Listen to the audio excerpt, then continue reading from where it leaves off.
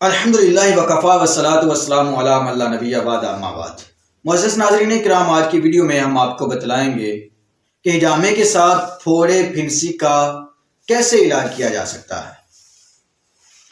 حضرت عاصم بن عمر بن قتادہ رضی اللہ تعالیٰ عنہ بیان کرتے ہیں کہ ہمارے ہاں ایک دن حضرت جابر بن عبداللہ رضی اللہ تعالیٰ عنہ تشریف لائے۔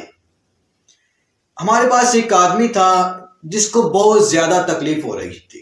جب ہم نے اس سے پوچھا کہ آپ کو کیا تکلیف ہے، وہ کہنے لگا کہ میرے جسم کے اوپر ایک بہت بڑا پھوڑا ہے جس کی مجھے بہت سخت تکلیف ہو رہی ہے۔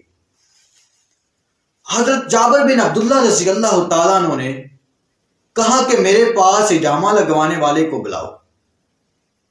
اس شخص نے حضرت جابر رضی اللہ تعالیٰ عنہ کو کہنے لگا کہ ابو عبداللہ، آپ ہجامہ لگوانے والے کو کیا کہو گے؟ انہوں نے کہا کہ آپ کو ہجامہ لگوائیں گے۔ تو وہ آدمی کہنے لگا کہ ہجامہ لگوانے والا میرے جسم کے اوپر کٹ لگائے گا، وہاں پر مکھیاں بیٹھیں گی، میری تکلیف تو اور زیادہ بڑھ جائے گی۔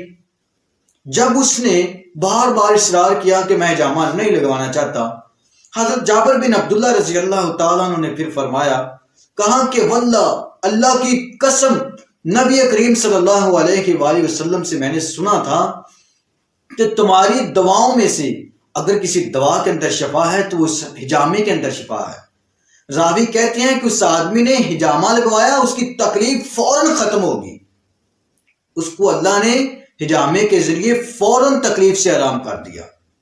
اس کا علاج پھوڑے پھنسی کا فوراً علاج ہو گیا، کیونکہ پھوڑے پھنسی ہمارے جسم کے اندر جو گندا فاسد مادی اور گندا خون ہوتا ہے اس سے پیدا ہوتے ہیں، تو یقیناً جب ہجامہ لگ جاتا ہے تو وہ فاسد اور زہریلے مادے جسم سے نکل جاتے ہیں، جس سے انسان کے جسم کے اوپر پھوڑے پھنسی خارش ایسے جو مسائل ہیں وہ یقیناً پیدا نہیں ہوتے۔